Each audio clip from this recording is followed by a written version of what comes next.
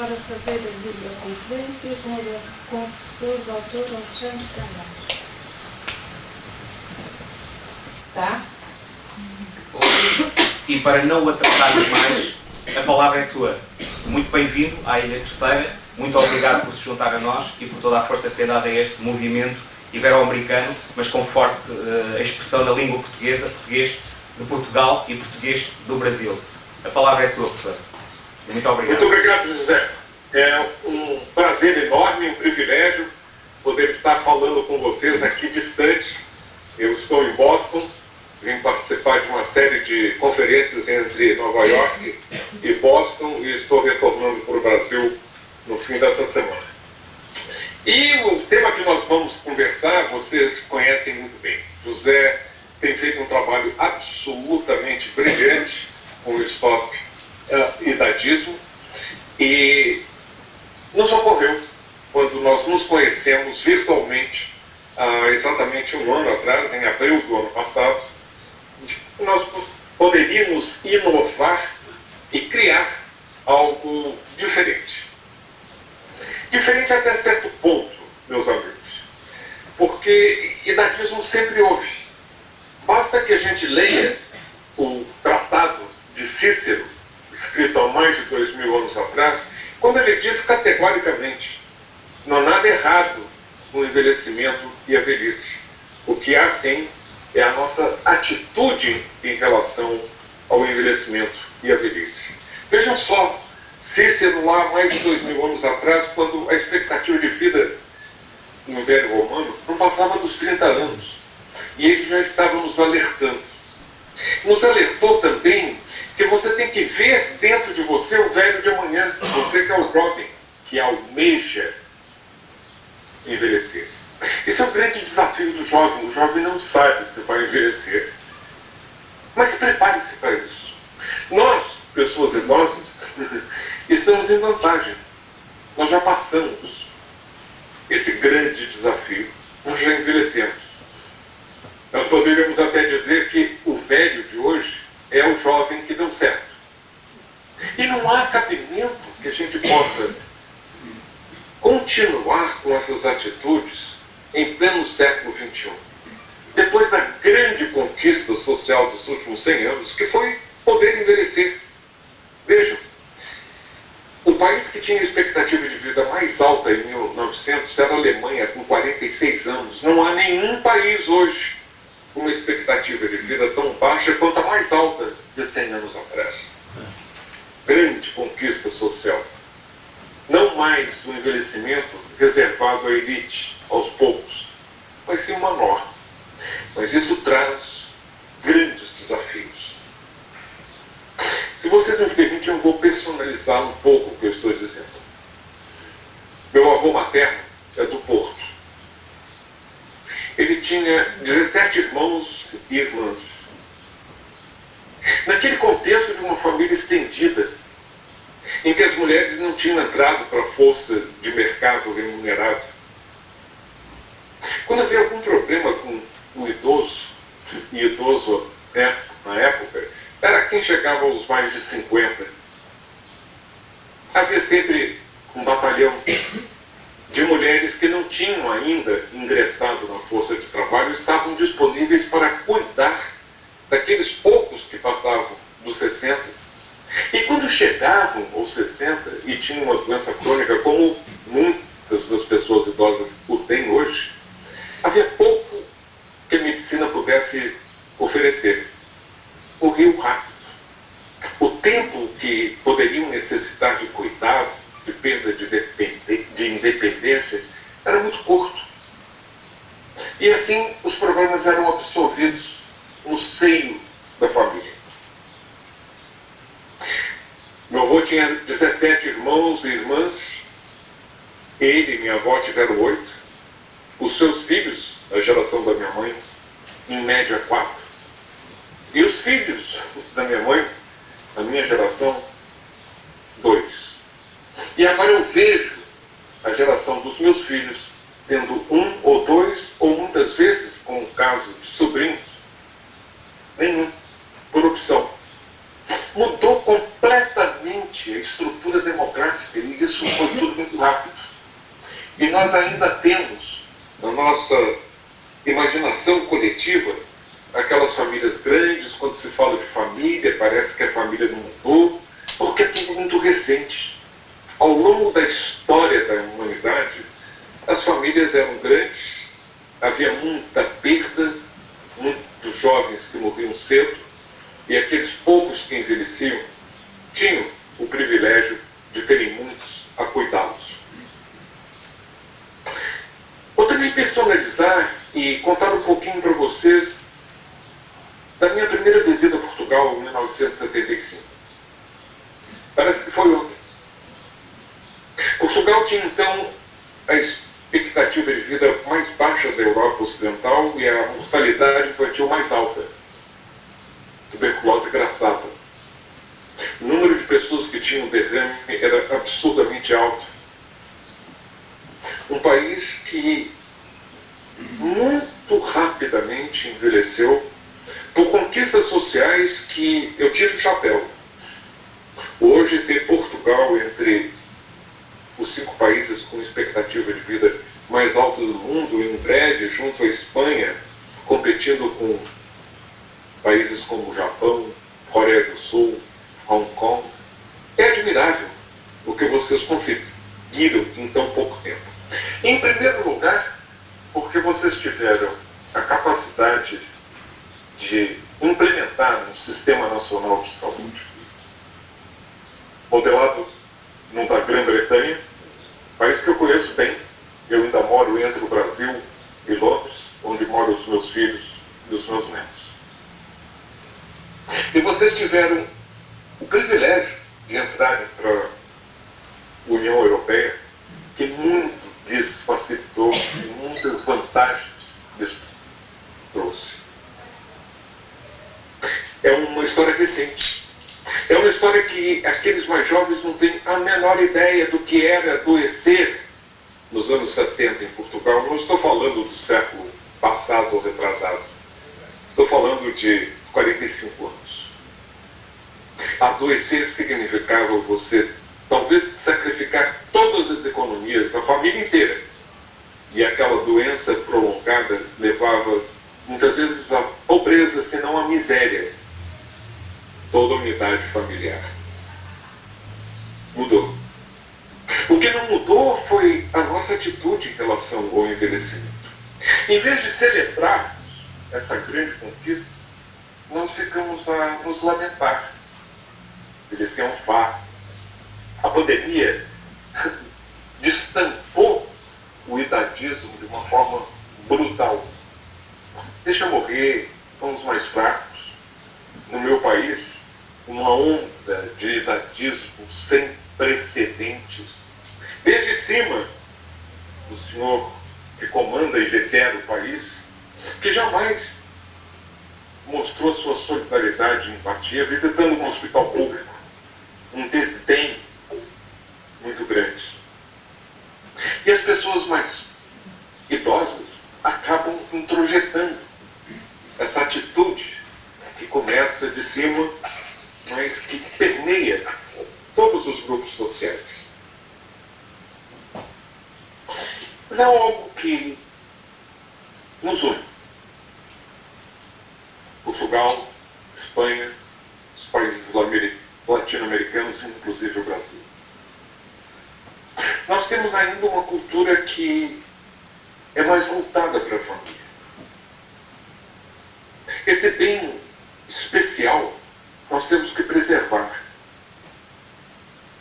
Eu lhes digo com conhecimento de causa.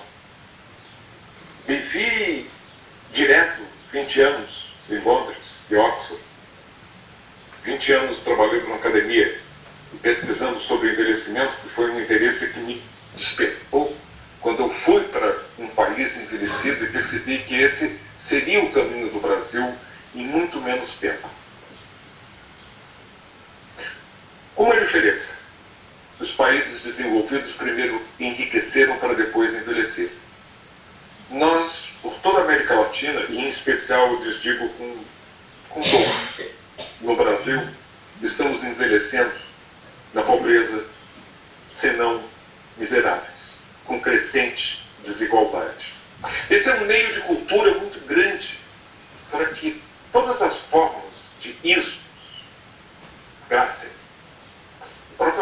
palavra idadismo, ela foi cunhada pelo Bob Butler, o grande médico gerontólogo do século XX, que mais influenciou o pensar sobre envelhecimento, que era um visionário. Já em 1969, ele cunhou o termo, remetendo a racismo, a sexismo, idadismo. Eu não gosto da palavra etadismo, parece alguma coisa estranha, idade.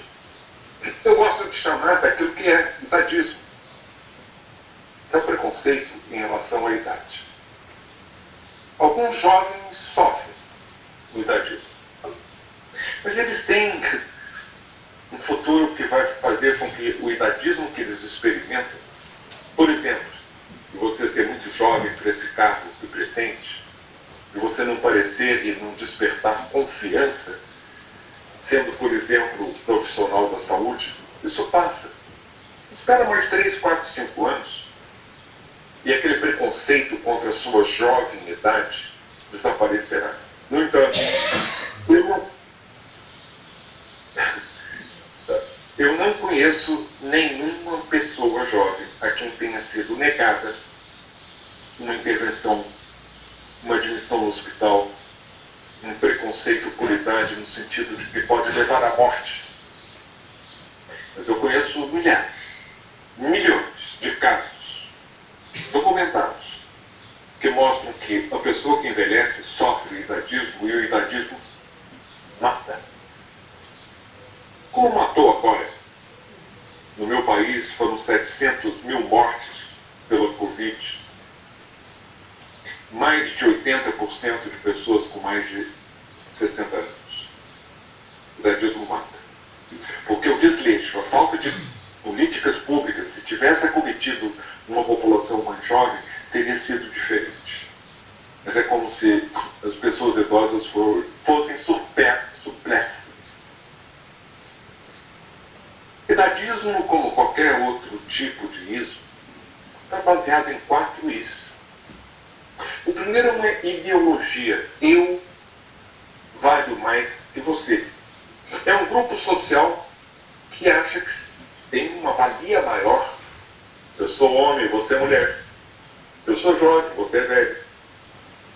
Eu sou branco, você é negro. Eu sou hétero, você é gay, lésbico. Eu não tenho capacidades, você tem. E esses tipos de ismos, baseados nessa ideologia de que eu vou impor a minha ideologia e institucionalizar. Segundo I, depois da ideologia vem a institucionalização operacional. Eu não vou lhe promover, você é mulher. Eu não vou lhe dar emprego, você é negro. Eu não vou lhe dar oportunidades de se educar, porque você já é muito velho. Eu não vou lhe dar preferência, você é um deficiente. Eu não vou lhe tratar com dignidade, porque você é gay. Ideologia e institucionalização. O terceiro I, ele é pernicioso nas relações interpessoais. São aquelas piadas que não tem graça, mas as pessoas riem. São aqueles pequenos atos que vão diminuindo a sua autoconfiança, a sua autoestima. Você vai se apequenando. Até que termina no último I, que é introjetar. Você acaba internalizando, o I de internalizar, aquela ideologia de que você vale pouco. Mas nós não estamos falando aqui de uma luta, de uma batalha para vencer o idadismo que só tem relação às pessoas mais velhas.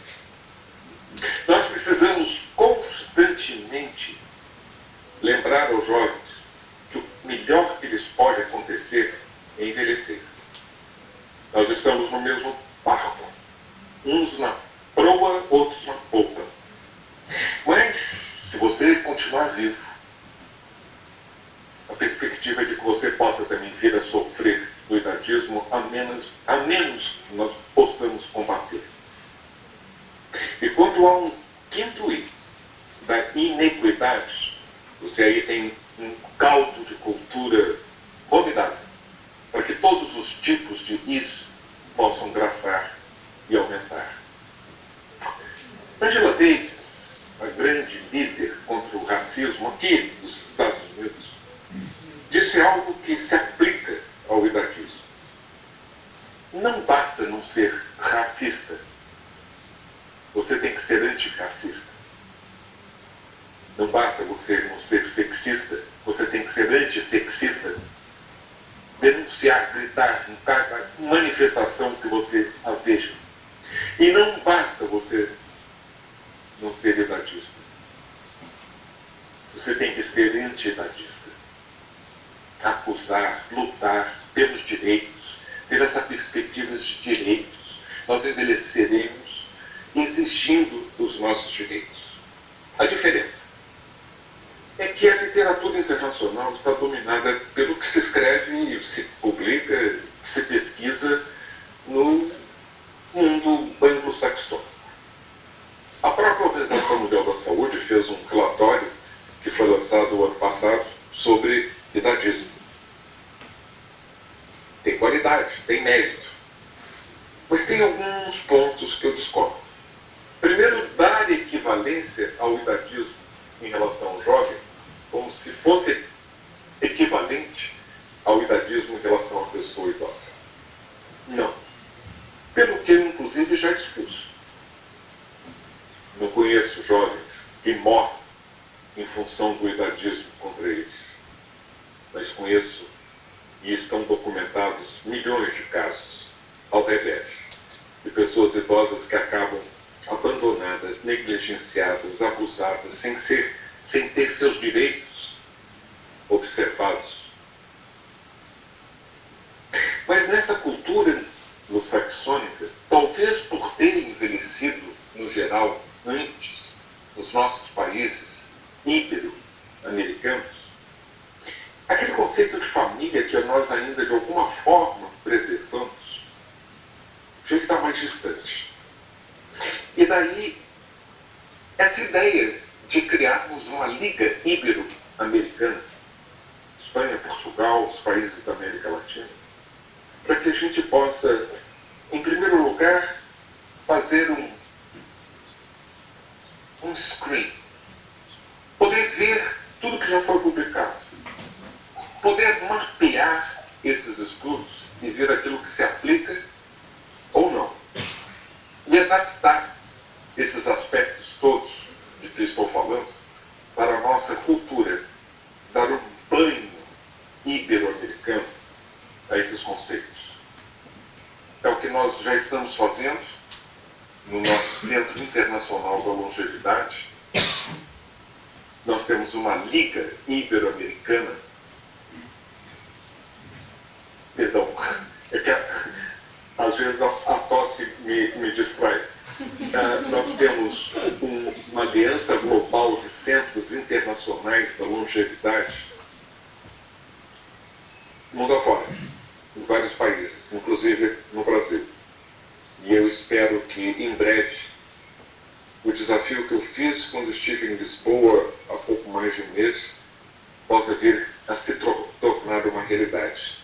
De que o Centro Internacional da Longevidade Brasil passe a ser o Centro Internacional da Longevidade Brasil-Portugal. Vamos estreitar esse oceano que nos separa. Mas vamos também fazer com que essa luta, essa batalha contra o idadismo possa ter um significado, uma ressignificação mais apropriada à nossa cultura. Nós temos coisas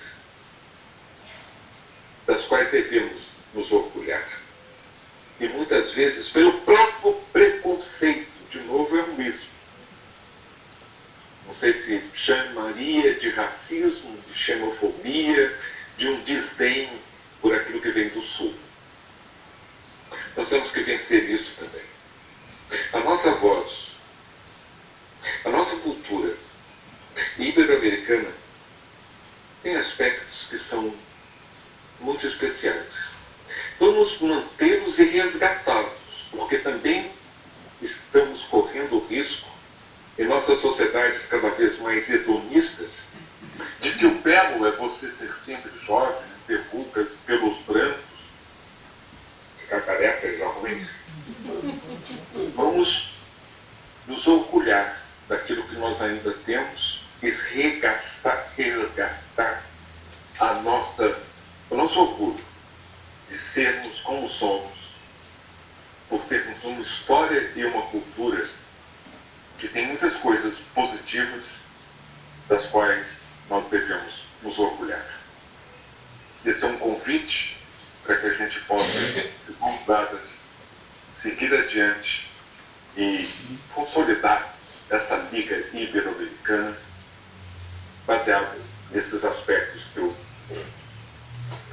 estou compartilhando aqui com vocês. Muito obrigado.